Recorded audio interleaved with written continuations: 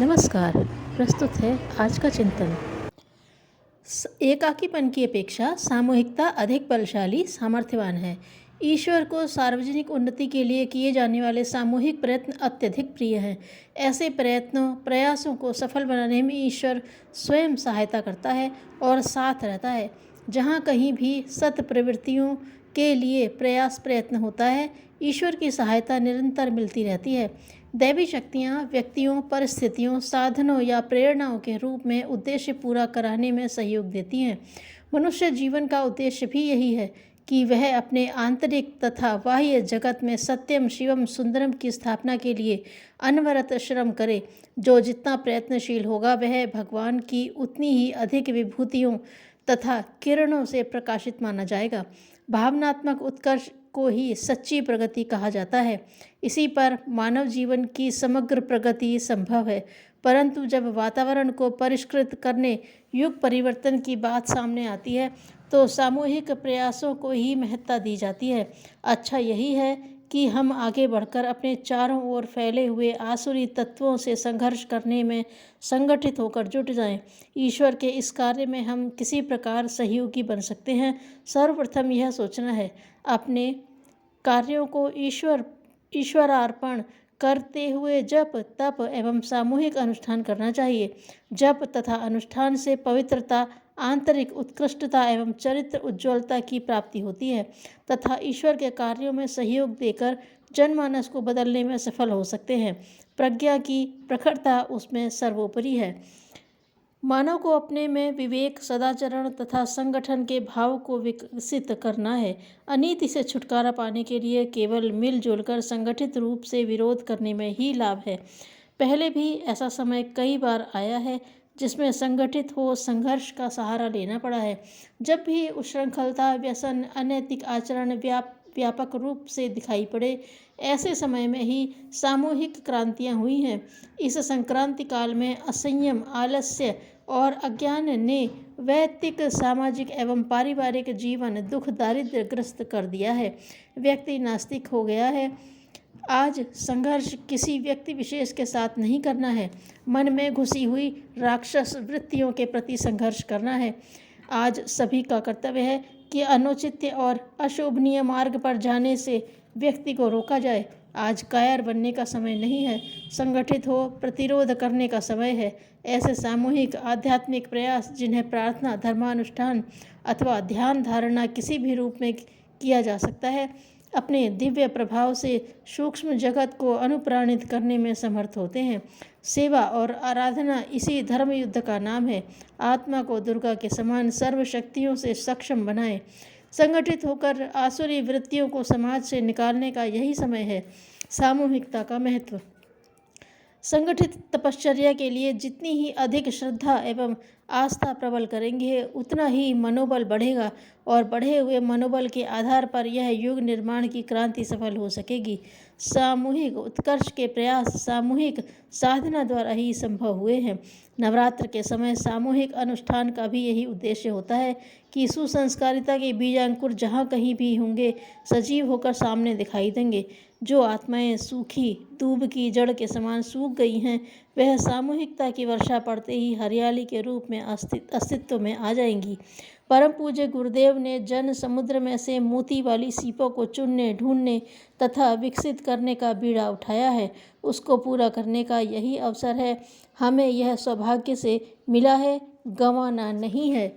इस वर्ष में प्रत्येक साधक को सामूहिक जप अनुष्ठान में सम्मिलित हो मोती वाली सीप बनने का सौभाग्य मिल सकता है।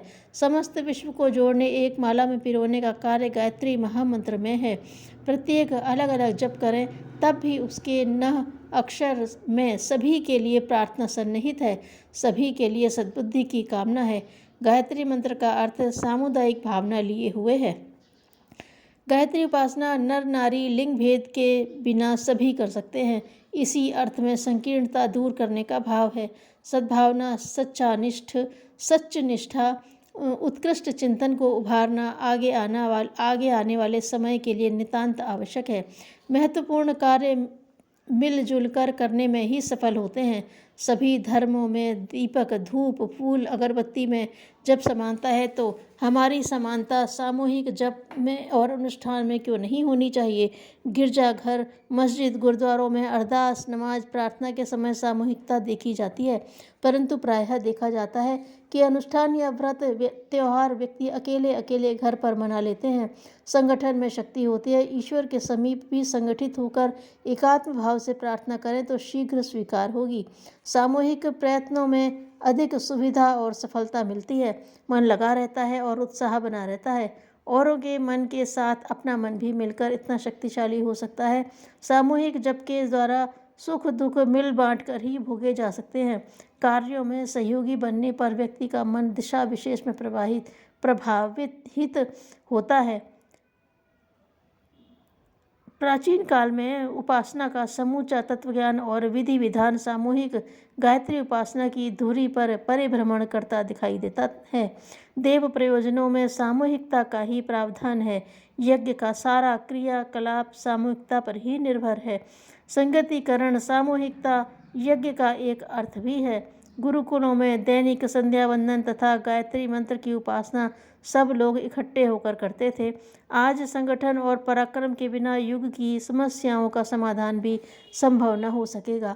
एक साथ जोर लगाने से ही भारी और विशेष कार्यों को पूर्ण किया जा सकेगा।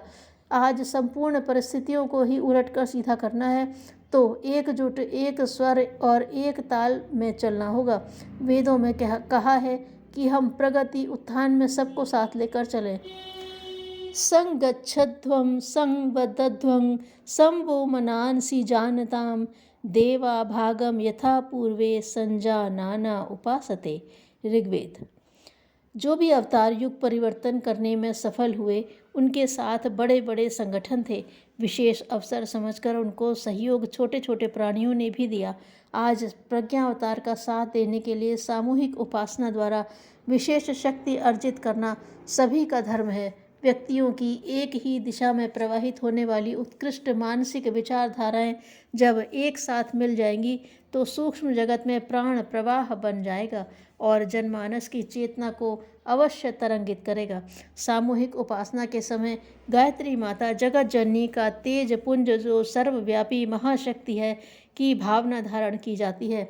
मन ही मन उन्हें प्रणाम करके अपने हृदय कमल पर आसन देकर प्रीतिपूर्वक विराजमान करने जप प्रारंभ किया जाता है। उस समय समूह मन की प्रचंड ध्वनि लहरें गायत्री मंत्र जप के समय उस प्राण तत्व को जो प्राण स्वरूप है ब्रह्मांड से खींचकर प्रत्येक साधक तथा प्रत्येक प्राणी के अंतःकरण में उतारने की प्रक्रिया में सहायता करती है। गायत्री मंत्र का नह अक्षर सामूहिकता का भाव रखता है। जप के समय साधक परमार्थ का भाव अर्थात प्रत्येक प्राणी के लिए शुभ कामना का भाव रखते हैं। हमारा भला, सबका भी भला, पावन बना दो हे देव सविता, धियो यो नः प्रचोदयात्। सामूहिक उपासना का फल अधिक प्राणियों को मिलता है। अनजाने ही दूसरों का भला होता है। सामूहिक उपासना तथा यज्ञ में समस्त विश्व का ध्यान रखते हुए विधि विधान से यज्ञ और जप करना चाहिए। सर्वे भवन्तु सुखिनः, सर्वे सन्तु निरामया। सबको साथ साथ लेकर चलने में ही सबका भला है। अच्छा सम्मान पाने का मार्ग यह है कि तुम औरों का सम्मान करो। धन्यवाद।